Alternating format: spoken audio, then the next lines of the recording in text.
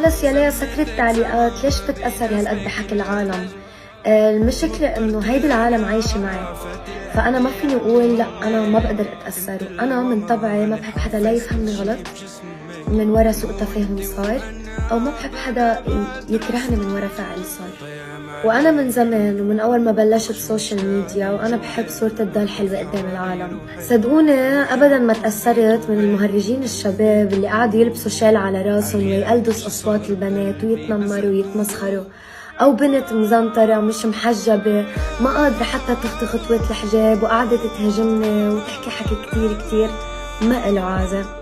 أنا أكتر شي أثر فيني اللي قاعد يقولوا الدين مش للاستهزاء والدين مش لعبة ولا الحجاب لعبة وانتو ناس كفار. أنا آخر شخص على الكوكب كله ممكن أصلا يستهزئ بالدين. ديني علمني على الصلاة، علمني